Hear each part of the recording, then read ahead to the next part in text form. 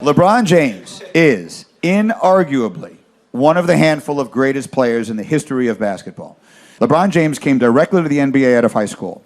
He came from a tough neighborhood and a tough background. He brought all his friends with him.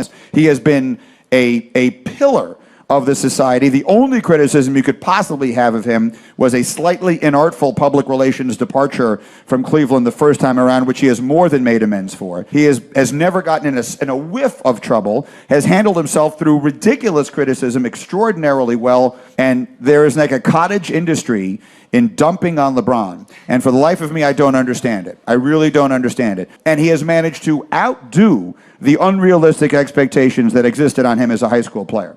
So if someone wants to find a criticism with that guy, in my opinion, they really need to analyze themselves first. You can clap for that. That was a really well thought out point. I used to watch Mike and Mike growing up. First off, this video is from 8 years ago, so I will try to be fair to Greeny, but I'm pretty sure he still mostly agrees with his stance here. In case Greeny's changed his mind, I'll just be talking to the LeBron fans that still feel this way. Because LeBron has done a lot of corny shit since 8 years ago that has definitely warranted a lot of criticism, in my opinion. But here's my thing with these impassioned LeBron speeches. Bro, you're basically saying if you dislike anything about LeBron besides the decision, there's something wrong with you. I'm not going to get into it now.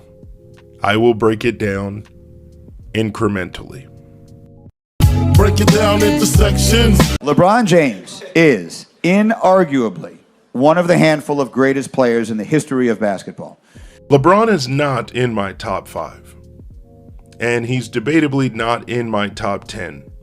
If there's a whole generation that gets to vote and rank basically nothing but players from 2000 to today as the best players, and then of course you got people that still say, you know, Dr. J, Jerry West, Oscar Robertson, Pettit, Mikan, Russell Wilt, obviously, Lanier, they say that they're like in their top 10, top 20.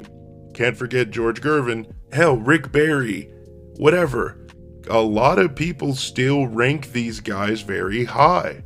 And you could call them crazy if you want. I kind of look at it differently. I mean, I disagree with some of those names. As long as a player was like really good, great, or dominant in their decade, I think it's okay to call them one of the greatest ever. As long as you can make a solid, substantial argument without sounding too biased, I personally don't care what your list is. Whatever. Who gives a shit? LeBron James came directly to the NBA out of high school. He came from a tough neighborhood and a tough background. He brought all his friends with him. I am so tired of this. He's from a tough neighborhood and oh, wham. How many of these athletes are from a tough neighborhood or broken family? I would say the majority. Also, he hit the genetic lottery. LeBron himself, I mean, what else is new? He's always lying and exaggerating. But he said, I'm LeBron James from Akron, Ohio, from the inner city. I'm not even supposed to be here. I'm not saying he just should automatically go to the NBA.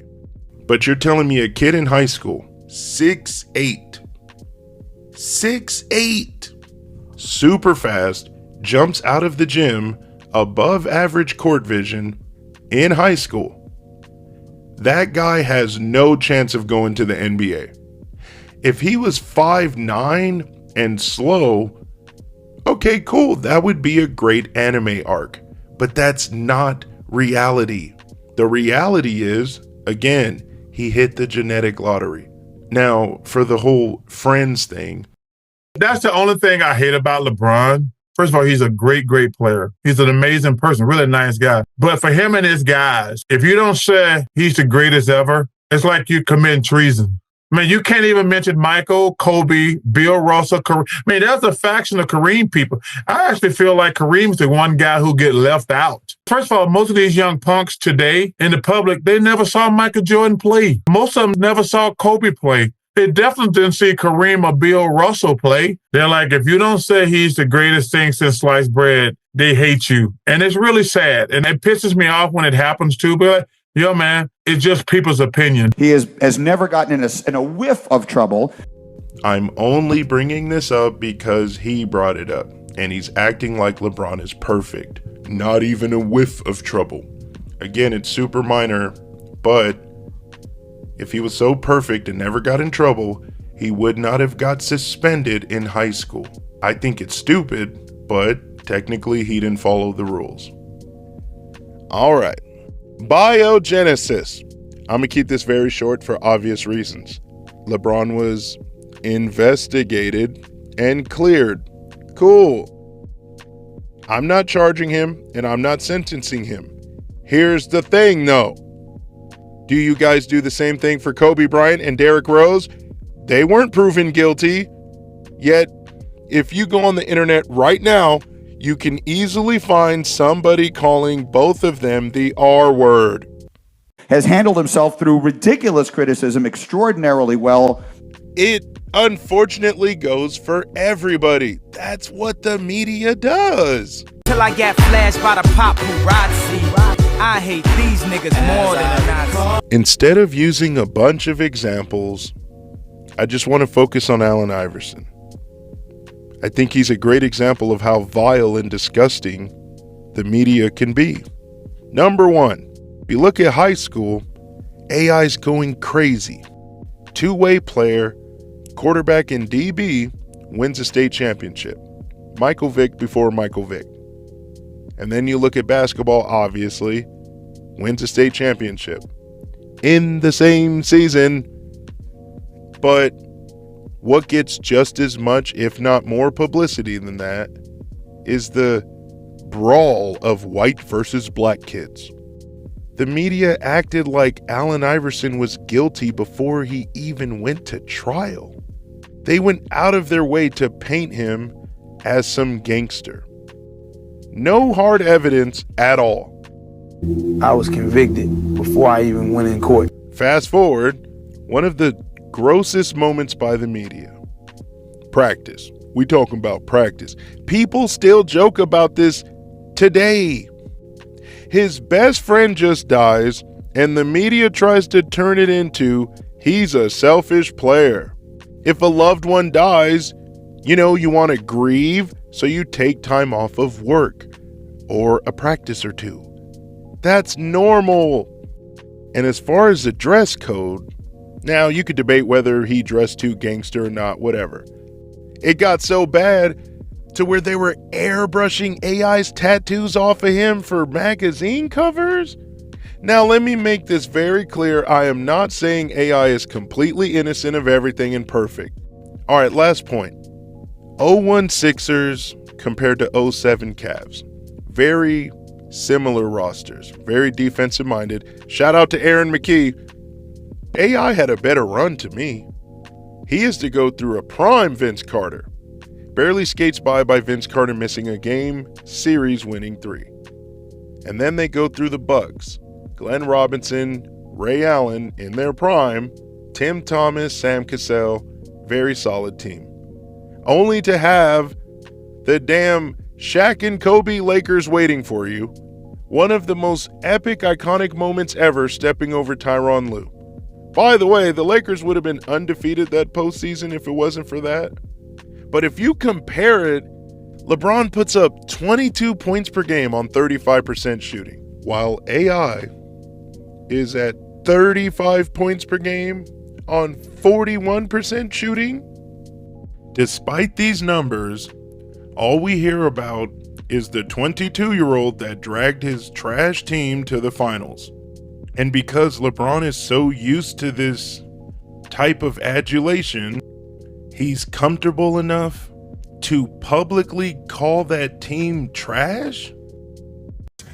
Juan was able to take the team to the NBA Finals. I was 22 years old and took a team that, You look back at our roster, you're like, what the hell? Oh, yeah. How was that even possible? And then you got a guy like Greeny going on TV saying the Cavaliers are trash.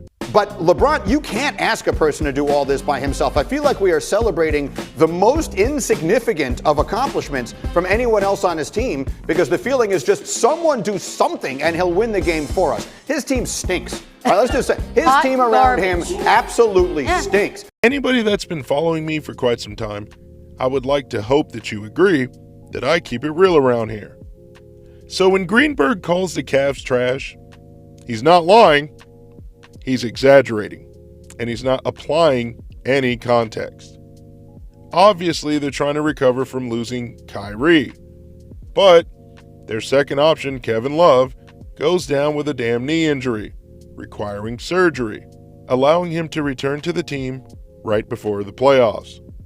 So obviously, he's going to be a little hobbled rusty, which showed he shot 39% that postseason, but not only did he get injured with a damn concussion later, Kevin Love was so fragile at this point, but when he showed up, he showed up. He got 7 games with 20-plus points. Pretty good for a second option. This isn't really for Greenberg because he was only talking about round 1. I'm not trying to take away from LeBronto. I'm just trying to make a point.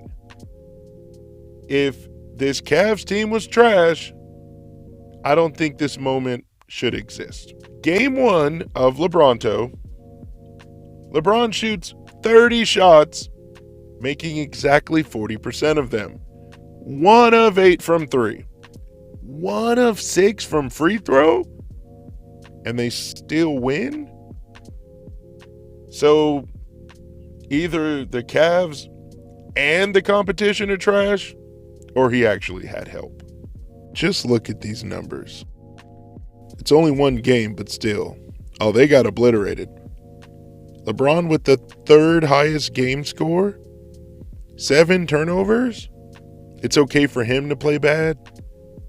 But I think this pretty much summarizes how good the Cavs could have been. LeBron shooting 17% from 3, 57% from free throw. The rest of the numbers are great. Kevin Love with 20 and 11. 3 guys with over double digits. That's help. And he has managed to outdo the unrealistic expectations that existed on him as a high school player. How many times are we going to hear this? What expectations? The chosen one? You mean the same nickname Glenn Robinson had in college? And he was the number 1 pick. Yet, he basically turned down the moniker, unlike LeBron tattooing chosen one on himself. Big dog Glenn Robb chose to tattoo himself with a big dog. Well,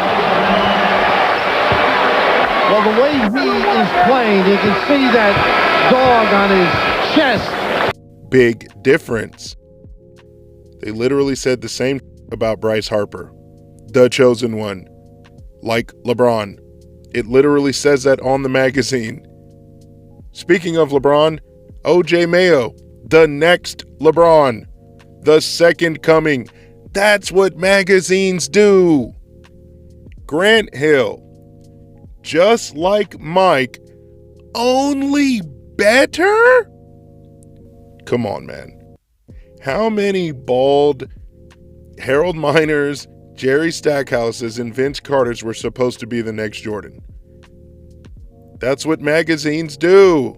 They were the, original clickbaiters and newspapers. Michael Jordan, the next Dr. J. Unlike LeBron, MJ took it as a compliment, not a sob story that he had to overcome as adversity. If LeBron's expectations were so ungodly and so unfair, then how come in 2007 he gets swept, plays pretty poorly? Where was the Frozen One comments then?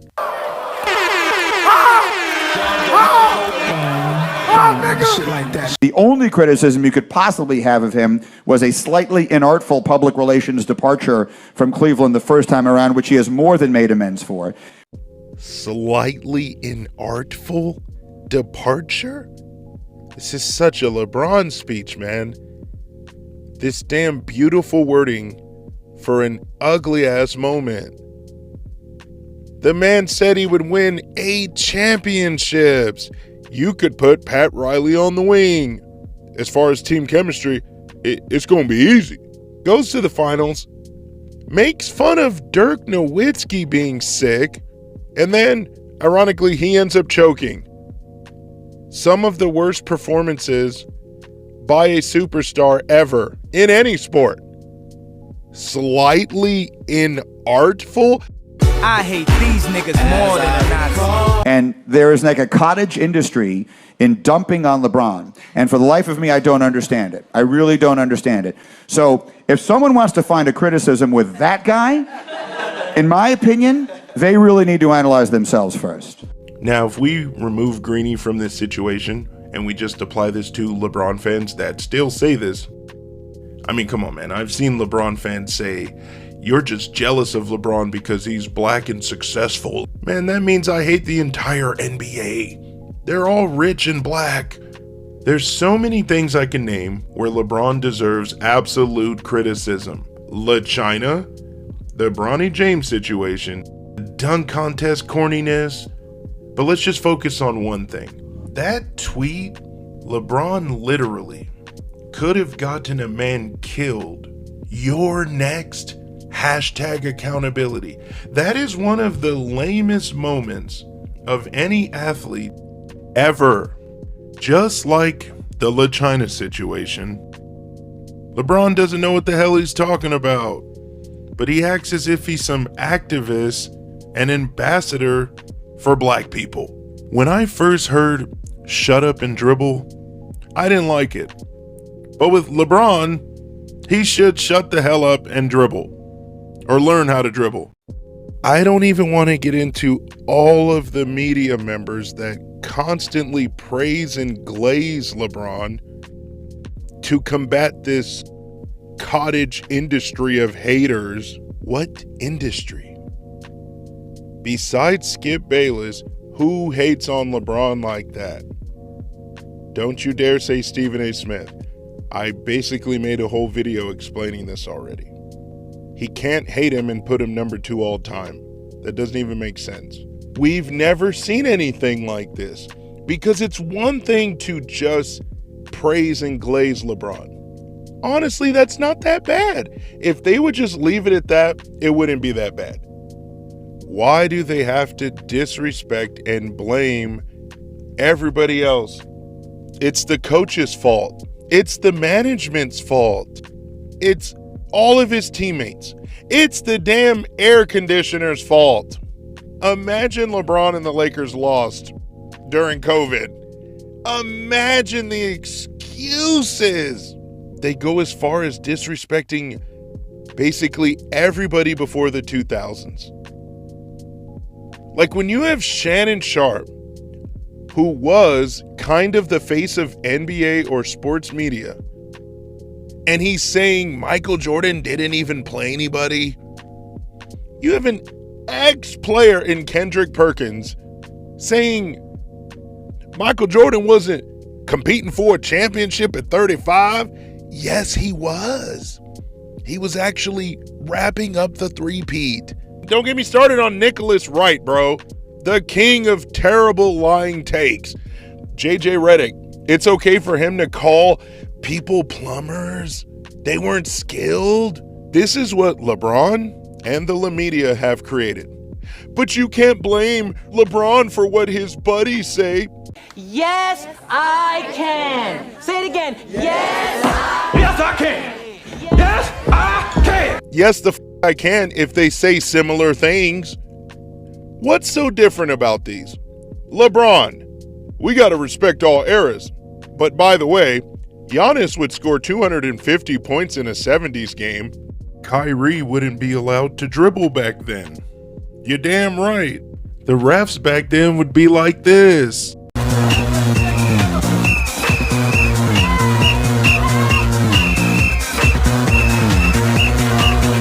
JJ Redick. Oh, he was being guarded by plumbers and firemen. Gilbert Arenas. Oh, did he even have a left hand? They were all doing coke. They had no skill back then. They were all Honda Civics. What's the difference? But let's put this equation together, created by LeBron and his friends. LeBron plays in the toughest era, full of talent. He's played the longest, played with the most teammates, and had the most control over his teammates. Yet, he always needs help. And only somehow his opponents are elite and good. Yeah, okay. I don't even know how I'm doing this.